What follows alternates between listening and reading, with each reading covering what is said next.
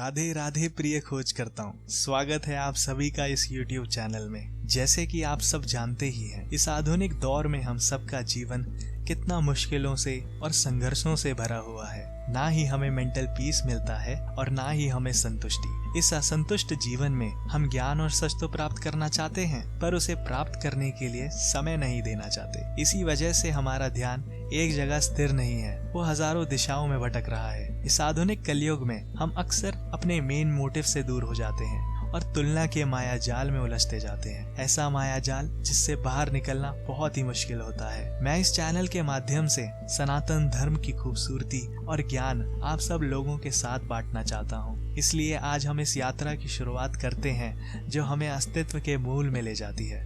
यह यात्रा जो समय और वास्तविकता को जीना सिखाती है। 12 साल का वनवास और 1 साल का अज्ञातवास पूरा होने के बाद जब पांडवों ने अपना राज्य मांगा तो दुर्योधन ने सुई की नोक बराबर जमीन भी बिना युद्ध करे देने से मना कर दिया।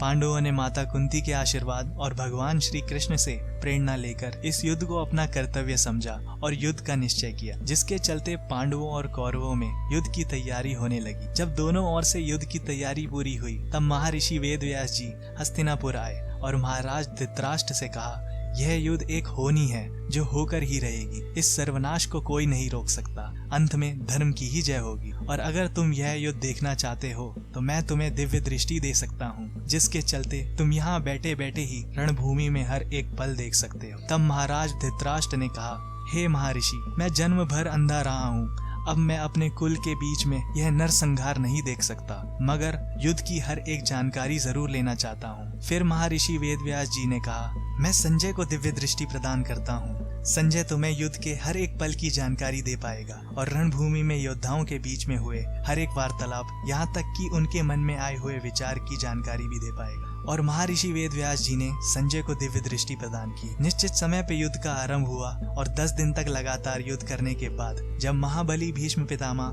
बाण के द्वारा अपने रथ से गिराकर रणभूमि में परास्त कर दिए गए, तब संजय यह समाचार देने के लिए महाराज धृतराष्ट्र के पास हस्तिनापुर आए और यह समाचार सुनकर महाराज धृतराष्ट्र को बड़ा दुख हुआ। फिर महाराज धृतराष्ट्र ने विस्तार से युद्ध की जानकारी सुनाने को कहा। यहीं से श्रीमद् भगवद गीता का पहला अध्याय शुरू होता है, जिसे हम अर्जुन विषाद योग कहते हैं, जिसमें महायोद्धा अर्जुन रणभूमि कुरुक्षेत्र में युद्ध के लिए खड़े हैं, मगर जैसे ही वो अपने विरोधियों को देखते हैं जो उनके रिश्तेदार, गुरु और दोस्त हैं, उनका मन व्याकुल हो जाता है। वो अपने क्षत्रिय धर्म और नैतिकता के बीच में उलझ जाते हैं। वो अपने आप से इस युद्ध की धार्मिकता और होने वाले परिणाम पे सवाल करने लगते हैं। इस मानसिक संघर्ष के चलते महायोद्धा अर्जुन अपने गांधीव और बाण दोनों छोड़ देते हैं, जो उन्हें युद्ध ना करने के फैसले पे मजबूर कर देते हैं। वो भगवान श्री कृष्ण को अपनी चिंताएं और संदेह बताते हैं, जो इस महायुद्ध में उनके सारथी और मार्गदर्शक के रूप में है।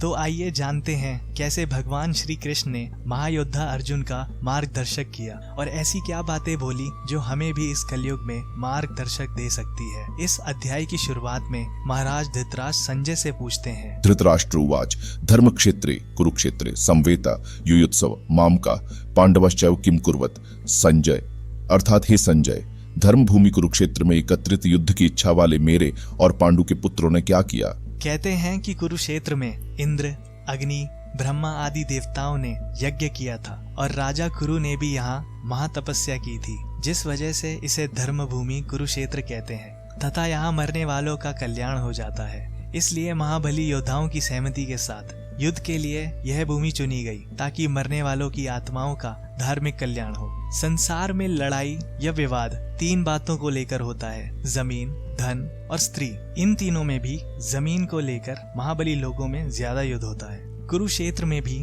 पांडवों और कौरवों के बीच में जो युद्ध हुआ वो कुरुवंश की जमीन को लेकर हुआ, क्योंकि कुरुवंश में दोनों पांडव और कौरव एक साथ आ जाते हैं, जिस वजह से दोनों ने ही इस युद्ध को कुरुवंश का धर्म और कर्तव्य समझा। तथा हमारे सनातन धर्म में वेदों में उल्लेख किया गया है, कोई भी कार्य करना हो तो धर्म को सामने रखकर करना चाहिए। इसलिए श्लोक के पहले पदों में महाराज धृतराष्ट्र ने धर्म क्षेत्र कुरुक्षेत्र का वर्णन किया है, मगर कौरवों ने इसे सिर्फ अपना कर्तव्य समझा और दुर्योधन में युद्ध करने की इच्छा ज्यादा थी। दुर्योधन का एक ही लक्ष्य था, संपूर्ण राज्य में सिर्फ कौरव राज, फिर चाहे वो धर्म के मार्ग से हो या अधर्म के मार्ग से, सत्य से हो या असत्य से। मगर पांडवों के जीवन में धर्म ही उनका मूल सिद्धांत था। फिर चाहे उन्हें जीवन में कितना भी कष्ट क्यों ना झेलना पड़े, वो धर्म के विरुद्ध नहीं जाएंगे। परंतु माता कुंती की आज्ञा के कारण महाराज युधिष्ठिर युद्ध में शामिल हुए, जो माता की आज्ञा का पालन करके अपने आज्ञाकारी पुत्र होने का धर्म निभा रहे थे। माता कुंती ने अपने 5 पुत्रों को युद्ध की आज्ञा सिर्फ 2 बातों की वजह से दी, जो उन्हें बहुत बुरी लगी। पहली, कि जब पांडवों को नीचा दिखाने के लिए दुर्योधन आदि ने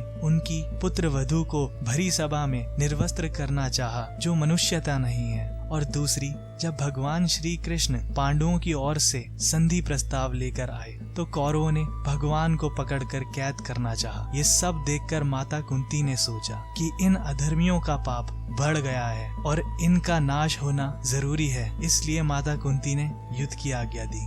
पांडव महाराज धृतराष्ट्र को अपना पिता समान मानते थे, क्योंकि वो उनके पिता के बड़े भाई थे। इसलिए पांडवों ने महाराज धृतराष्ट्र की आज्ञा का हमेशा पालन किया, फिर चाहे वो अनुचित हो या उचित। इसलिए महाराज धृतराष्ट्र ने इस श्लोक में मम कहा का उपयोग किया है। इसमें कौरव और पांडव दोनों ही आ जाते हैं, परंतु श्लोक में पांडवा का पद अलग से देने का तात्पर्य ये है कि उनके लिए पांडव उनके छोटे भाई पांडु के पुत्र थे और वहीं पे पांडवों के लिए वो एक पिता समान रहे। अपने पुत्रों और पांडवों को लेकर महाराज धृतराष्ट्र के मन में हमेशा से ही एक पक्षपात था, तभी उन्होंने पांडवों के प्रति दुर्योधन के कुकर्मों को भी मना नहीं किया। इसी भेदभाव का फल ये हुआ कि महाराज धृतराष्ट्र को अपने कुल के सर्वनाश का दुख भोगना पड़ा। आखिरी पद में किम करवत का तात्पर्य ये है कि महाराज धृतराष्ट्र जानना चाहते हैं कि दोनों सेना में अभी भी युद्ध हो रहा है या नहीं।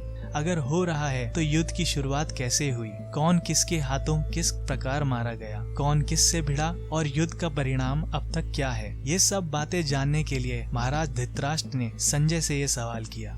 अब हम इसी तरह इस श्लोक को आज के दौर के उदाहरण से समझना चाहें तो सोचिए कि एक ही परिवार के लोग जो एक जमीन के लिए कोर्ट में एक दूसरे के आमने सामने खड़े हैं और दोनों पक्षों के वकील अपनी अपनी दलीलें दे रहे हैं कि कौन सही और कौन गलत। वहीं उसी परिवार का वृद्ध मुखिया जो किसी कारणवश वहां जा नहीं पाए, अब वो अपने भरोसेमंद वकील से हर उस पल की एक एक जानकारी लेना चाह रहे हैं जो कोर्ट में हुई।